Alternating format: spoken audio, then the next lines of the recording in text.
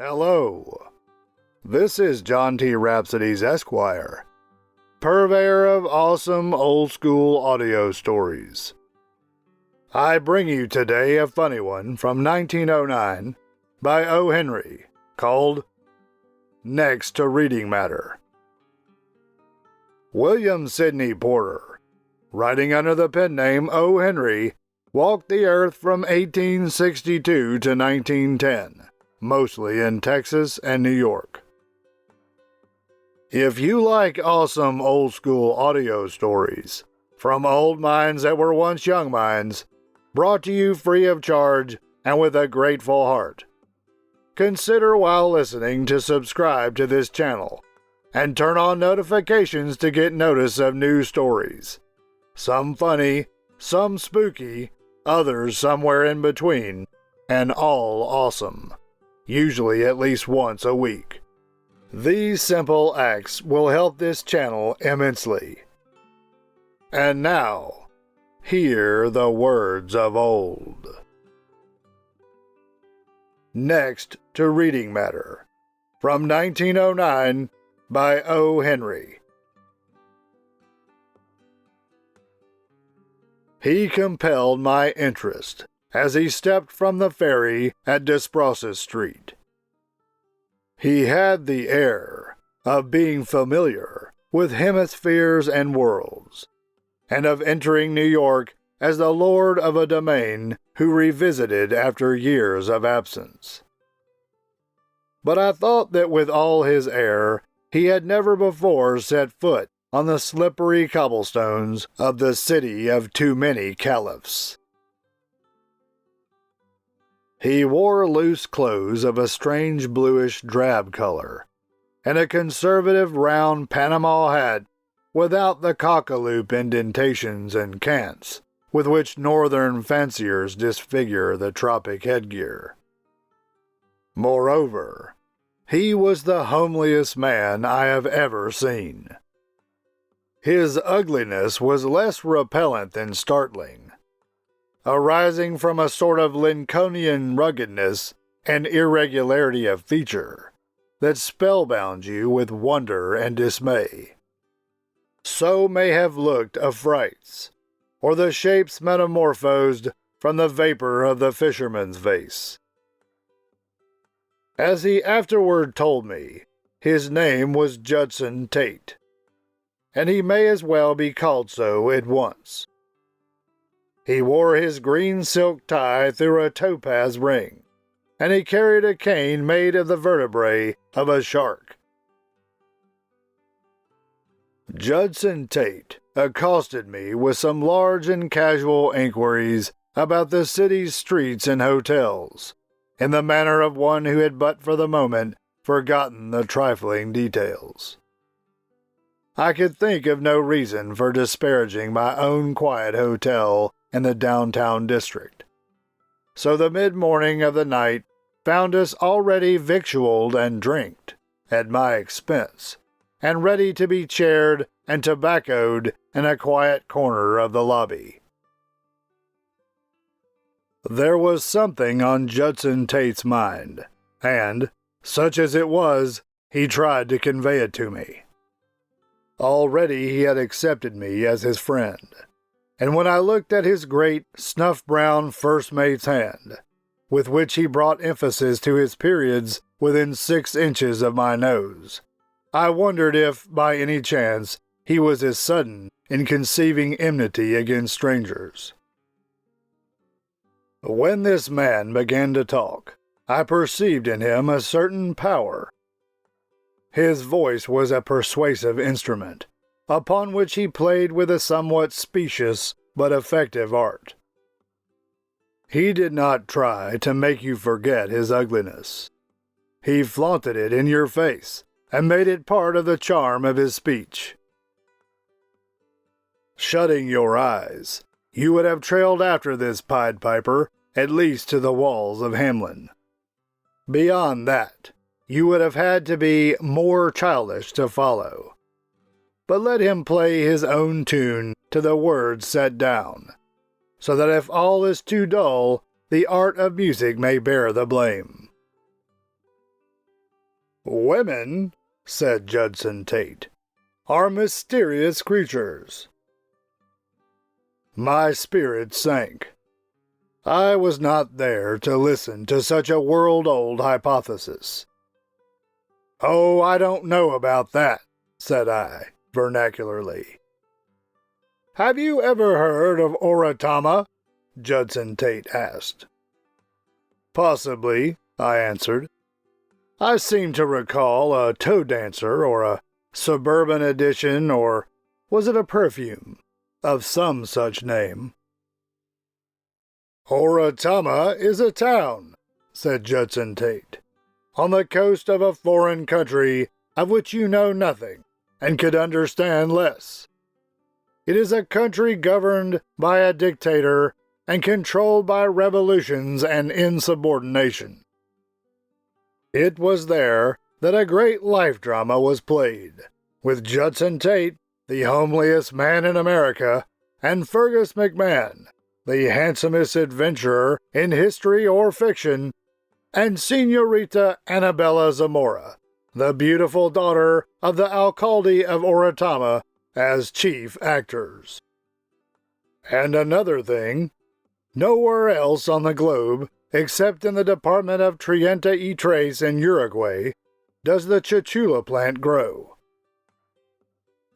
The products of the country I speak of are valuable woods, dyestuffs, gold, rubber, ivory, and cocoa. I was not aware, said I, that South America produced any ivory. There you are twice mistaken, sir, said Judson Tate, distributing the words over at least an octave of his wonderful voice. I did not say that the country I spoke of was in South America. I must be careful, my dear man. I have been in politics there, you know. But even so, I have played chess against its president with a set card from the nasal bones of the tapir, one of our native specimens of the order of Perissodactyl ungulates, inhabiting the Cordilleras, which was as pretty ivory as you would care to see. But it was of romance and adventure and the ways of women that I was going to tell you, and not of zoological animals. For 15 years, I was the ruling power behind old Sancho Benavides, the royal high thumbscrew of the Republic. You've seen his picture in the papers. A mushy man with whiskers like the notes on a Swiss music box cylinder, and a scroll in his right hand like the ones they write births on in the family Bible. Well, that potentate used to be the biggest item of interest anywhere between the color line and the parallels of latitude. It was always a gamble whether he was to wind up in the Hall of Fame or the Bureau of Combustibles. He'd have been sure called the Roosevelt of the Southern Continent if it hadn't been that Grover Cleveland was president at the time. He'd hold office a couple of terms, then he'd sit out for a hand, always after appointing his own successor for the interims. But it was not Benavides the Liberator who was making all this fame for himself.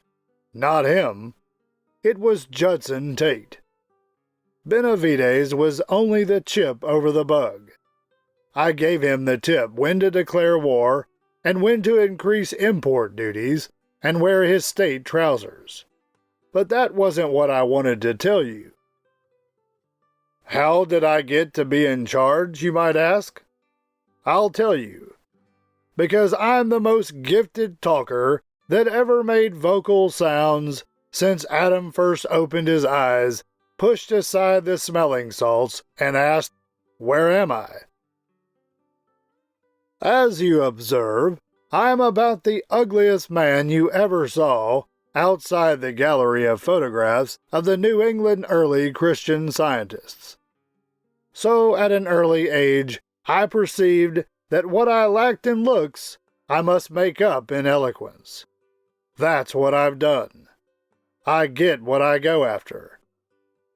As the backstop and still small voice of old Benavides, I made all the great historical powers behind the throne, such as Talleyrand, Mrs. de Pompadour, and Loeb, look as small as the minority report of a Duma.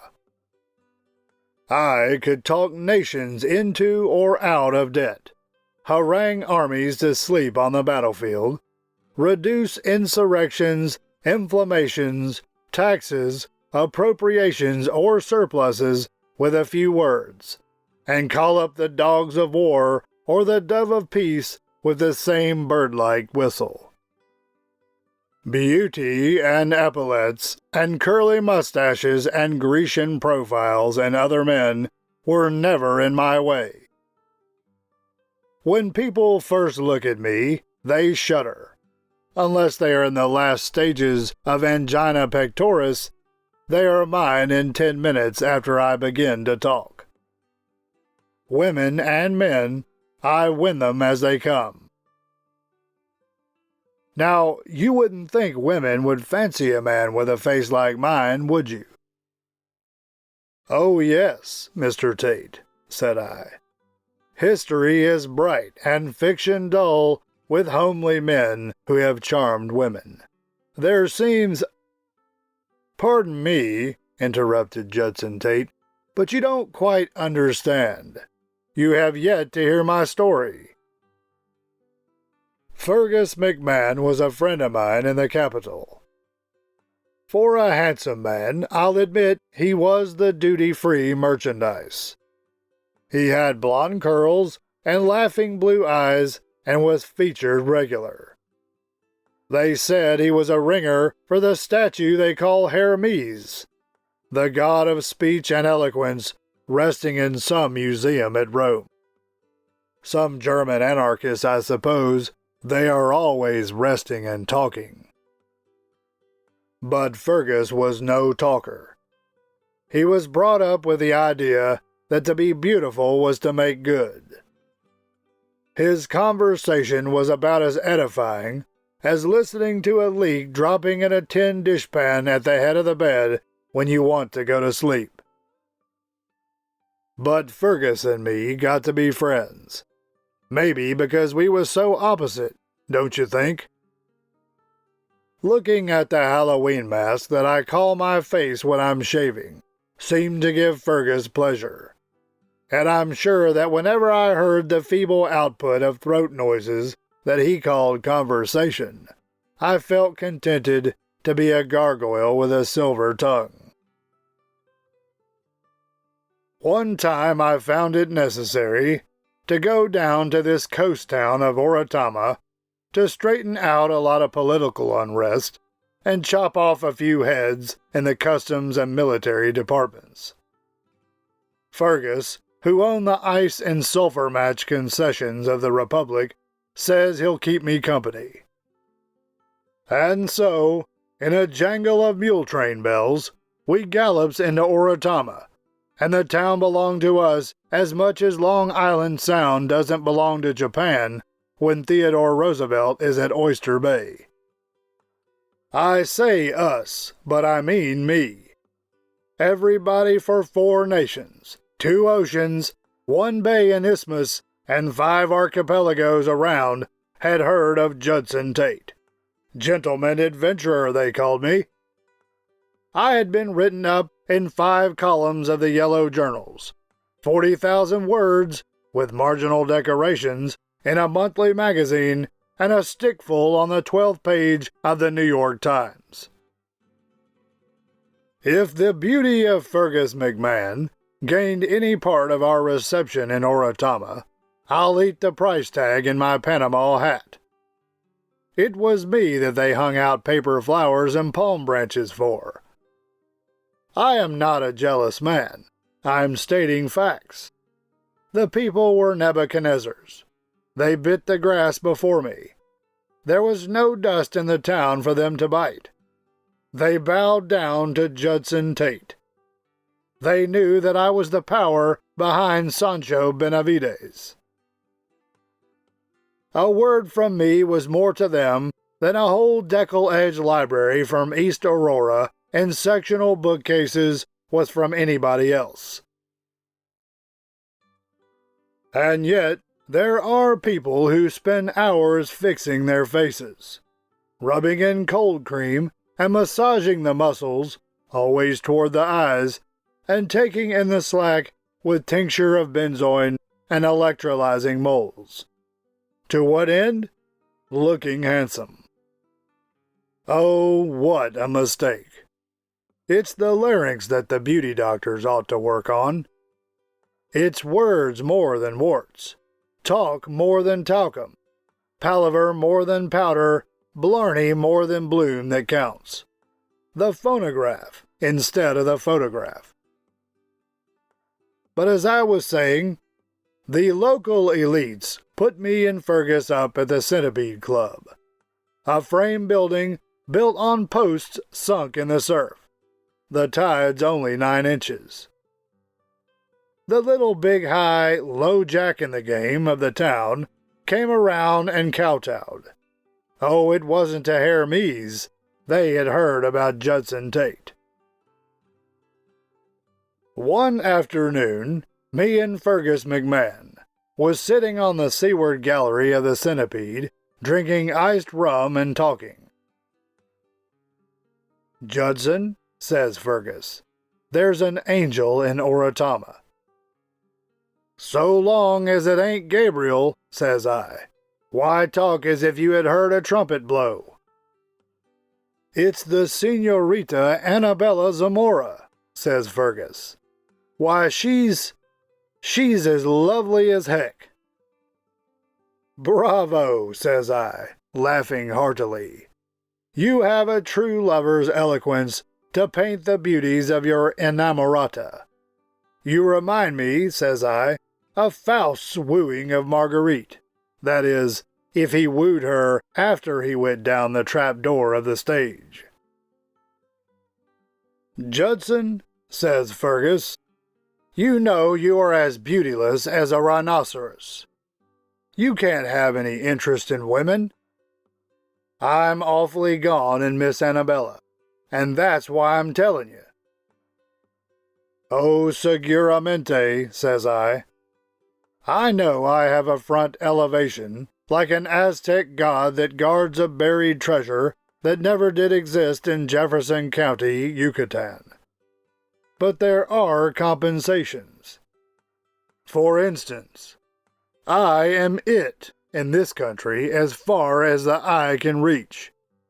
And again, when I engage people in a set to of oral, vocal, and laryngeal utterances, I do not usually confine my side of the argument to what may be likened to a cheap phonographic reproduction of the ravings of a jellyfish." "Oh, I know," says Fergus, amiable, "that I'm not handy at small talk, or large either. That's why I'm telling you. I want you to help me." "How can I do it?" I asked. "Well," says Fergus, "I have subsidized the services of Senorita Annabella's duenna, whose name is Francesca. You have a reputation in this country, Judson, of being a great man and hero." "I have," says I, "and I deserve it too." "And I," says Fergus, "am the best-looking man between the Arctic Circle and Antarctic ice pack." "With limitations," says I, "as to physiognomy and geography, I freely concede you to be." "Between the two of us," says Fergus, "we ought to land the Senorita Annabella Zamora. The lady, as you know, is of an old Spanish family, and further than looking at her driving in the family carriage of afternoons around the plaza, or catching a glimpse of her through a barred window of evenings, she is as unapproachable as a star." "Land her for which one of us?" says I. "For me, of course," says Fergus. "You've never seen her. Now, I've had her governess, Francesca, point me out to her as being you on several occasions. When she sees me on the plaza, she thinks she's looking at Don Judson Tate, the greatest hero, statesman, and romantic figure in the country. With your reputation and my looks combined in one man, how can she resist him? She's heard all about your thrilling history, of course, and she's seen me. Can any woman want more? Can she do with less? I asked. How can we separate our mutual attractions, and how shall we apportion the proceeds? Then Fergus tells me his scheme. The house of the alcalde, Don Luis Zamora, Fergus says, has a patio, of course, a kind of inner courtyard opening from the street. In an angle of it is his daughter's window, as dark a place as you can find. And what do you think Fergus wants me to do?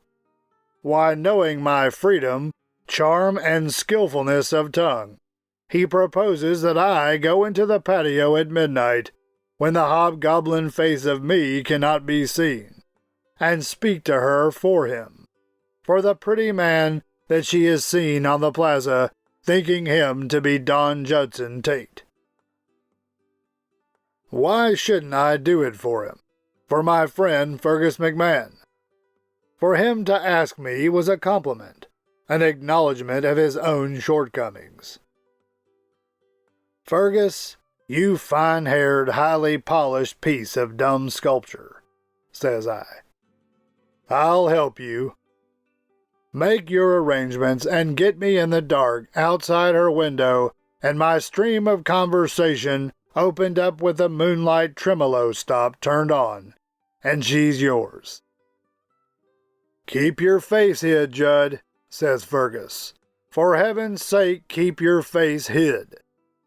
I'm a friend of yours in all kinds of sentiment, but this is a business deal. If I could talk, I wouldn't ask you. But seeing me and listening to you, I don't see why she can't be landed. By you, says I. By me, says Fergus. Well, Fergus and the duenna, Francesca, attended to the details, and one night they fetched me a long black cloak with a high collar and led me to the house at midnight. I stood by the window in the patio until I heard a voice as soft and sweet as an angel's whisper on the other side of the bars. I could see only a faint white-clad shape inside, and true to Fergus, I pulled the collar of my cloak high up, for it was July in the wet seasons, and the nights were chilly. And smothering a laugh as I thought of the tongue-tied Fergus, I began to talk. Well, sir, I talked an hour at the Senorita Annabella. I say at, because it was not with. Now and then she would say, "Oh, senor," or "Now, ain't you foolin'," or "I know you don't mean that," and such things as women will when they are being rightly courted. Both of us knew English and Spanish, so in two languages I tried to win the heart of the lady for my friend Fergus. But for the bars to the window, I could have done it in one language. At the end of the hour she dismissed me and gave me a big red rose. I handed it over to Fergus when I got home. For 3 weeks, every third or fourth night, I impersonated my friend in the patio at the window of Senorita Annabella. At last she admitted that her heart was mine, and spoke of having seen me every afternoon when she drove in the plaza. It was Fergus she had seen, of course, but it was my talk that won her. Suppose Fergus had gone there and tried to make a hit in the dark with his beauty all invisible, and not a word to say for himself. On the last night, she promised to be mine, that is, Fergus's. and she put her hand between the bars for me to kiss. I bestowed the kiss and took the news to Fergus. "You might have left that for me to do," says Fergus. "That'll be your job hereafter," says I. "Keep on doing that and don't try to talk.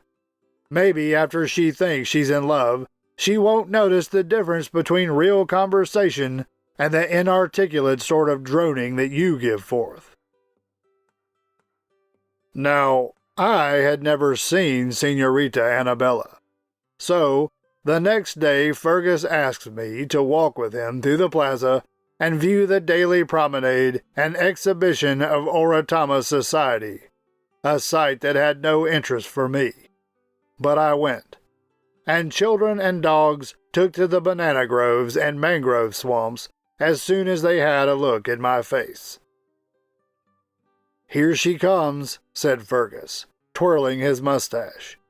"The one in white, in the open carriage with the black horse."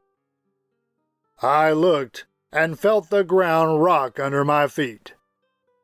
For Señorita Annabella Zamora was the most beautiful woman in the world, and the only one from that moment on, so far as Judson Tate was concerned. I saw at a glance that I must be hers, and she mine forever. I thought of my face and nearly fainted, and then I thought of my other talents and stood upright again. And then I remembered I had been wooing her for 3 weeks for another man. As Señorita Annabella's carriage rolled slowly past, she gave Fergus a long, soft glance from the corners of her night-black eyes, a glance that would have sent Judson Tate up into heaven in a rubber-tired chariot. But she never looked at me, and that handsome man only ruffles his curls and smirks and prances like a lady-killer at my side. "What do you think of her, Judson?" asked Fergus, with an air. "This much," says I. "She is to be Mrs. Judson Tate. I am no man to play tricks on a friend, so take your warning." I thought Fergus would die laughing. "Well, well, well," says Fergus, "you old dough-face. Struck too, are you? Well, that's great. But you're too late. Francesca tells me that Annabella talks of nothing but me, day and night. Of course, I'm awfully obliged to you for making that chin music to her of evenings, but, you know, I've an idea that I could have done it as well myself."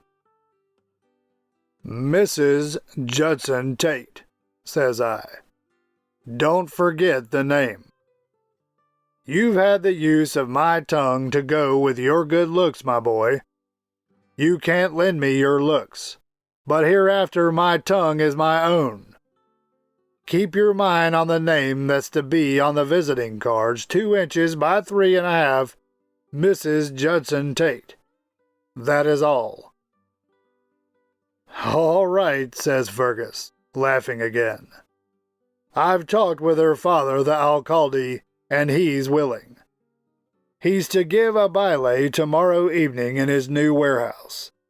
If you were a dancing man, Judd, I'd expect you around to meet the future Mrs. McMahon." But on the next evening, when the music was playing loudest at the Alcalde Zamora's baile, into the room steps Judson Tate, in new white linen clothes, as if he were the biggest man in the whole nation, which he was. Some of the musicians jumped off key when they saw my face, and 1 or 2 of the timidest señoritas let out a screech or 2. But up prances the alcalde, and shakes my hand. No mere good looks could have won me that sensational entrance. "Señor Zamora," says I hear much of the charm of your daughter. It would give me great pleasure to be presented to her." There were about 6 dozen willow rocking chairs, decorated in pink, arranged against the walls. In one of them sat Señorita Annabella, in white Swiss and red slippers, with pearls and fireflies in her hair. Fergus was at the other end of the room. The alcalde leads me up to Annabella and presents me. When she took the first look at my face, she dropped her fan and nearly turned her chair over from the shock. But I'm used to that. I sat down by her and began to talk. When she heard me speak, she jumped, and her eyes got as big as alligator pears or avocados. She couldn't strike a balance between the tones of my voice and the face that I carried. But I kept on talking in the key of C, which is the lady's key. And presently she sat still in her chair, and a dreamy look came into her eyes. She was coming my way. She knew of Judson Tate, and what a big man he was, and the big things he had done, and that was in my favor. But of course, it was some shock to her to find out that I was not the pretty man that had been pointed out to her as the great Judson Tate. And then I took the Spanish language, which is better than English for certain purposes, and played on it like a harp of 1,000 strings. I ranged from the second G below the staff up to F sharp above it. I set my voice to poetry, art, romance, flowers, and moonlight. I repeated some of the verses that I had murmured to her in the dark at her window, and I knew from a sudden soft sparkle in her eye that she recognized in my voice the tones of her midnight mysterious wooer. Anyhow, I had Fergus McMahon going. Oh, the vocal is the true art, no doubt about that. Handsome is as handsome palavers. That's the renovated proverb. I took Señorita Annabella for a walk in the lemon grove, while Fergus, disfiguring himself with an ugly frown, was waltzing with another girl. Before we returned, I had permission to come to her window in the patio the next evening at midnight, and talk some more. Oh, it was easy enough. In 2 weeks Annabella was engaged to me, and Fergus was out. He took it calm for a handsome man, and told me he wasn't going to give in. Talk may be all right in its place, Judson, Fergus says to me, although I've never thought it worth cultivating. But to expect mere words to back up successfully a face like yours in a lady's good graces is like expecting a man to make a square meal on the ringing of a dinner bell. But I haven't yet begun on the story I was going to tell you. One day, I took a long ride in the hot sunshine and then took a bath in the cold waters of a lagoon on the edge of town before I'd cooled off. That evening, after dark, I called at the alcalde's to see Annabella. I was calling regular every evening then, and we were to be married in a month. She was looking like a bulbul bird, a gazelle, and a tea rose, and her eyes were as soft and bright as 2 quarts of cream skimmed off from the Milky Way. She looked at my rugged features without any expression of fear or repugnance. Indeed, I fancy that I saw a look of deep admiration and affection, such as she had cast at Fergus on the plaza. I sat down and opened my mouth to tell Annabella what she loved to hear, that she was a trust, monopolizing all the loveliness of earth. I opened my mouth, and instead of the usual vibrating words of love and compliment, there came forth a faint wheeze such as a baby with croup might emit. Not a word, not a syllable, not an intelligible sound. I had caught cold in my laryngeal regions when I took my injudicious bath in the lagoon. For 2 hours I sat trying to entertain Annabella. She talked a certain amount, but it was perfunctory and diluted. The nearest approach I made to speech was to formulate a sound like a clam trying to sing a life on the ocean wave at low tide. It seemed that Annabella's eyes did not rest upon me as often as usual.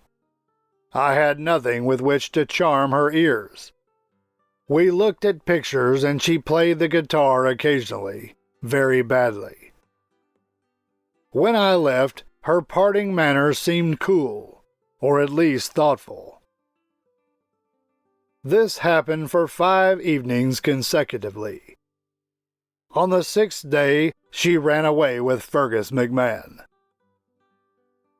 It was known that they fled in a sailing yacht bound for Belize.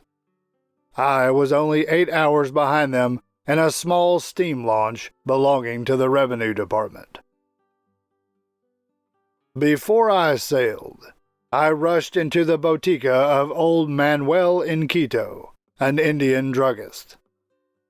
I could not speak, but I pointed to my throat and made a sound like escaping steam.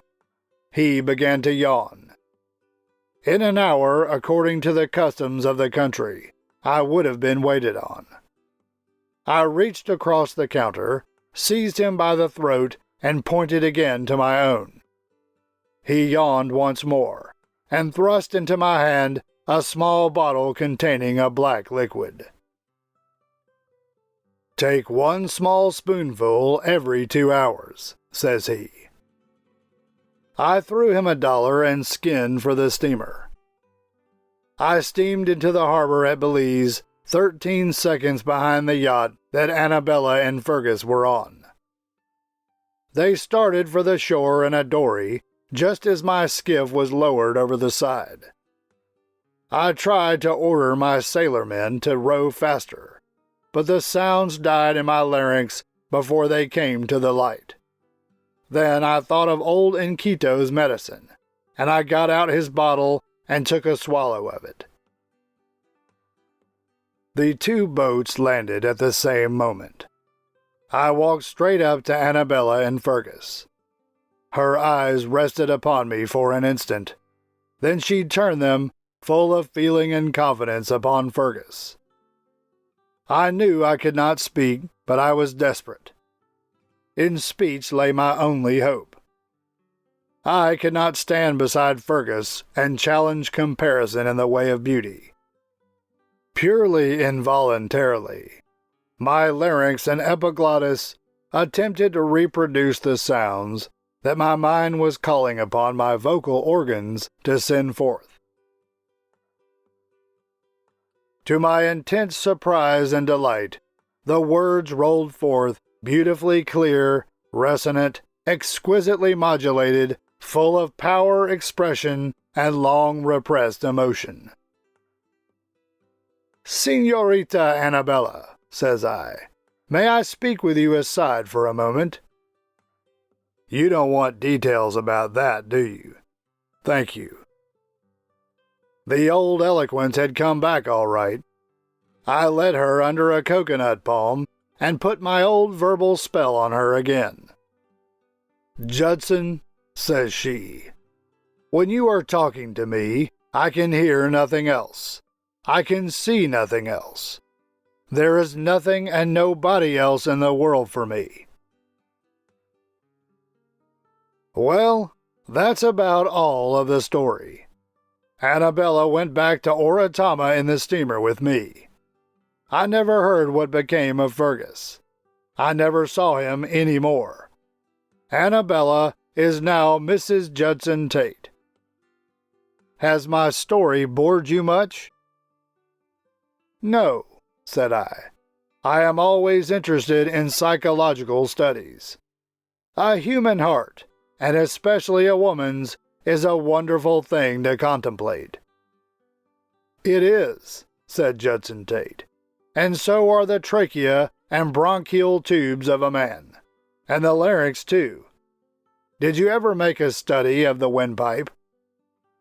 "Never," said I, "but I have taken much pleasure in your story. May I ask after Mrs. Tate and inquire of her present health and whereabouts?" "Oh, sure," said Judson Tate. "We are living in Bergen Avenue, Jersey City. The climate down in Oratama didn't suit Mrs. T. I don't suppose you ever dissected the arytenoid cartilages of the epiglottis, did you?" "Why, no," said I. "I am no surgeon." "Pardon me," said Judson Tate, "but every man should know enough of anatomy and therapeutics to safeguard his own health. A sudden cold may set up capillary bronchitis or inflammation of the pulmonary vesicles, which may result in a serious affection of the vocal organs." "Perhaps so," said I, with some impatience. "But that is neither here nor there. Speaking of the strange manifestations of the affection of women, Yes, yes," interrupted Judson Tate. "They have peculiar ways. But as I was going to tell you, when I went back to Oratama, I found out from Manuel in Quito what was in that mixture he gave me for my lost voice. I told you how quick it cured me. He made that stuff from the chuchula plant. Now, look here." Judson Tate drew an oblong white pasteboard box from his pocket. "For any cough," he said, "or cold, or hoarseness, or bronchial affection whatsoever, I have here the greatest remedy in the world. You see the formula printed on the box. Each tablet contains licorice, balsam tolu, oil of anise, oil of tar, oleo resin of cubebs, and fluid extract of chuchula."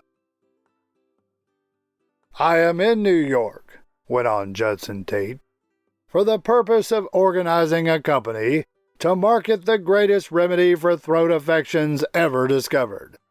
At present I am introducing the lozenges in a small way.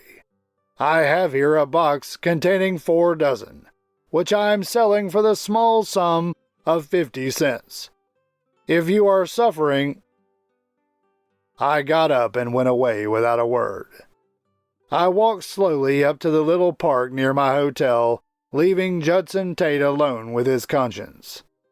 My feelings were lacerated. He had poured gently upon me a story that I might have used. There was a little of the breath of life in it, and some of the synthetic atmosphere that passes, when cunningly tinkered, in the marts for marketing purposes.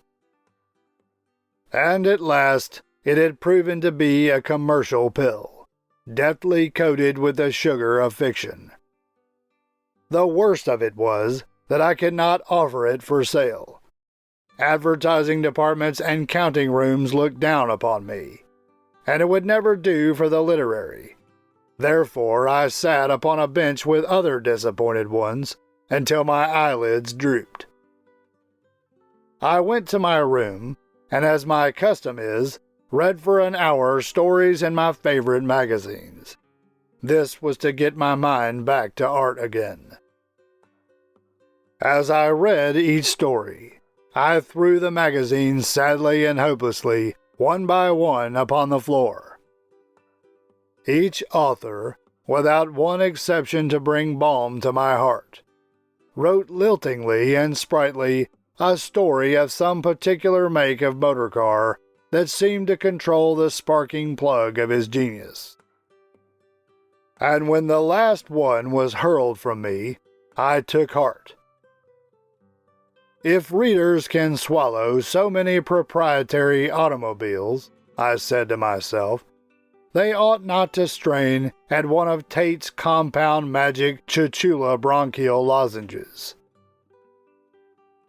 And so, if you see this story in print, you will understand that business is business, and that if art gets very far ahead of commerce, she will have to get up and hustle.